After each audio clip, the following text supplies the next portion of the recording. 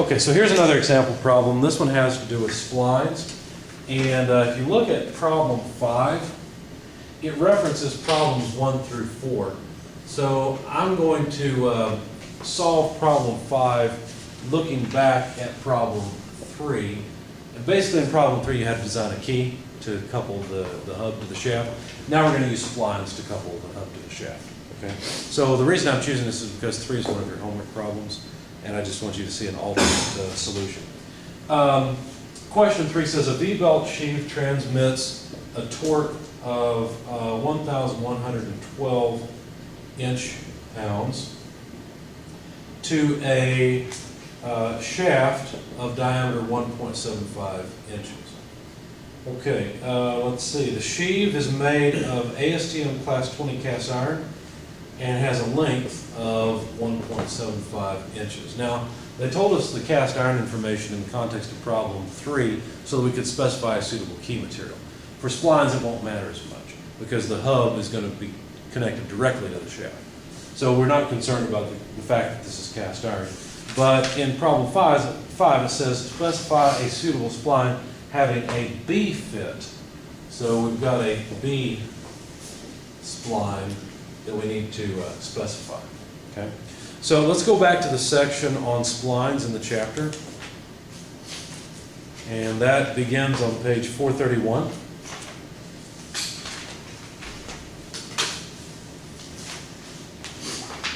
Now we didn't talk much about the fit. There's an A, B, and C fit. Somewhere in your text your author describes it. I want to point that out.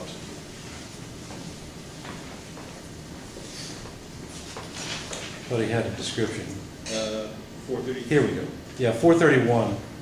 Did you see it on a different page? I saw the table. Yeah, go to page 431. It's in the body of the text. It's where it says straight-sided splines in that paragraph.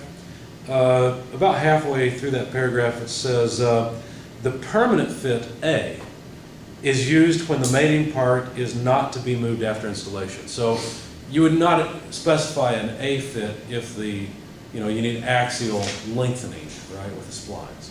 So you may want to highlight this section of the text on page 431. It's, I'll try to get it on the video. It's about halfway through the paragraph. The permanent fit A is used when the mating part is not to be moved after installation. The B fit is used if the mating part will be moved along the shaft without a torque load. Okay. When the mating part must be moved under load, the C fit will be used. So if you see a drive shaft that has splines on it in your car, you know that it moves under load, so that would be a C fit, if anything. Okay. So you might want to highlight that if you're highlighting your book, or make a note of where that's at. But we're supposed to use a B spline. So if you look on page 432, we have to select the number of splines. Okay. So sorry, for some reason I'm having trouble remembering how to start this.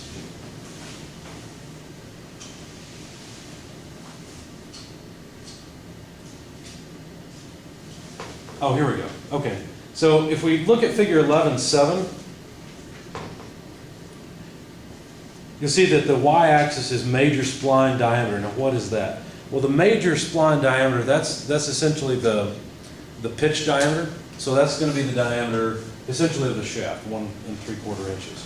So if we go to 1 3/4 inches and then go over, notice that there's several different lines. There's a line for 4 splines fit A, 6 splines fit A. That's the very first line here up at the top. And then there's 4, 6, or 10 splines with 4B, 6B, or 10A. Okay, so those are the various fits. In this application, I figure we're probably going to need just 4 splines. This is not a real high torque application.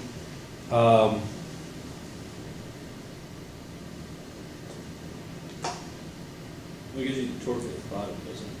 Yeah, it is torque. Well, that's the torque capacity per inch of spline length. Okay. So if we were to go, let's say we chose 4 splines at a major diameter of 1 3/4 inches, we'll have to go and read off from the second curve in, so that would be the 4B curve, and see what kind of torque capacity we'd be talking about and see if this would work.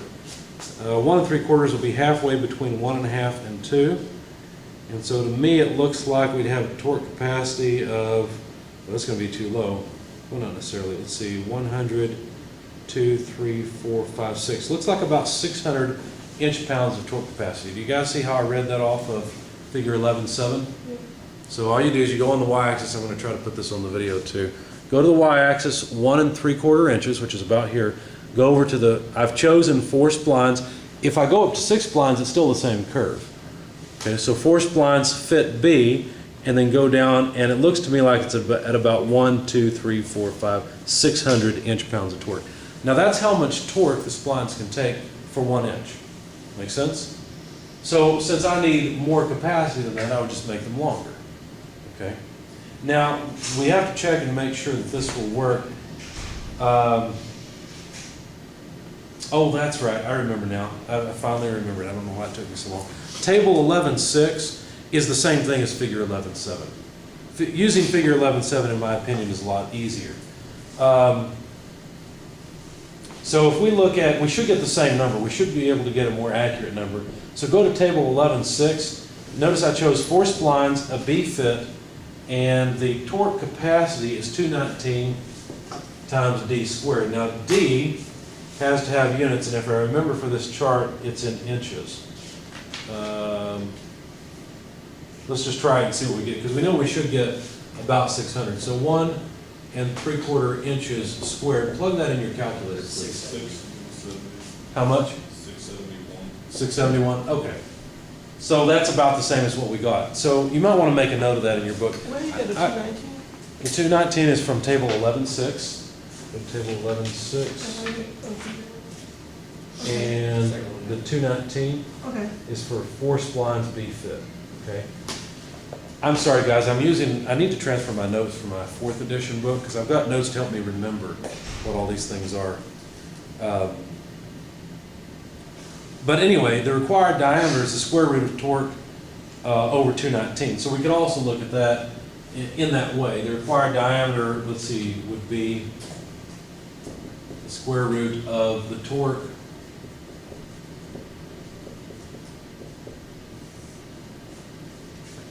and then divided by 219. This is just the inverse, essentially, of this. So we should come up with a required diameter that is less than the 1.75 inches. But anyway, there's enough conversion factors in here. We'll get diameter. Oh my God, it's 2.25. 2.25? Yeah. Well, that may not work then. That design may not work. Let's try 6B instead. There we divide by 208. But that's going to be worse. That won't work. 2.3. You're gonna have to go up to the 10. Yeah, I think we'll have to go up to 10. Because if we go up to 10 splines, then we divide by 325. That would help us out. 1.8. It's still, Still doesn't work. no. Okay. How about if we go with 16 splines? Then we get divide by 521. That should work. 1.46. Okay, there we go.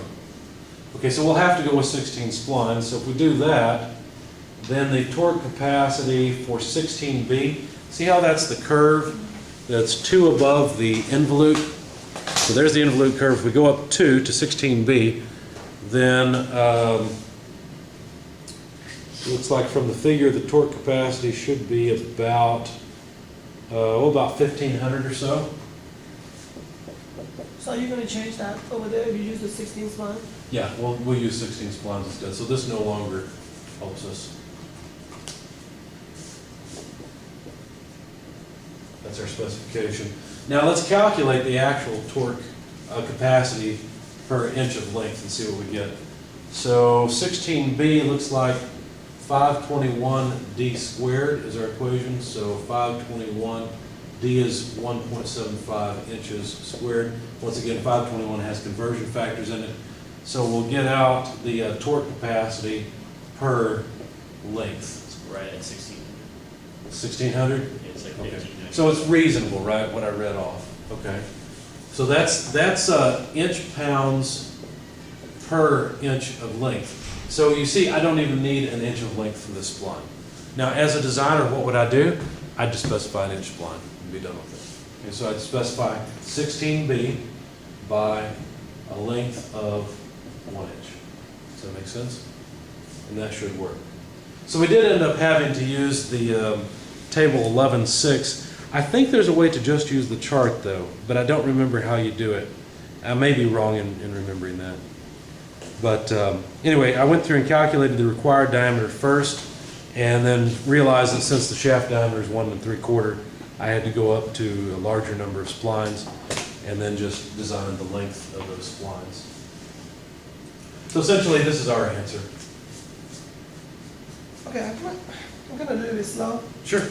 No, you're fine. How do you know the other one didn't work? I kind of laughed at that one. Yeah, how did you know the other one didn't work? Yeah. Well, there's a required diameter specification, and basically you use this equation to come up with it, right? Okay. So what I did is I said, well, I'm going to try 4B. Mhm. So then I calculated the required diameter. I know the torque, I divided by 219, took the square root, and found the diameter was larger than 1.75 inches. Okay, Kept going down, finally ended up at 16B here, and the so required diameter. torque right here, you're using the torque? Yeah, just the torque Oh, specification. you said torque, okay. Yep. It's a pretty straightforward, simple thing. It's not hard, but I wanted to show it to you. Okay, thanks. Okay, anything else? All right.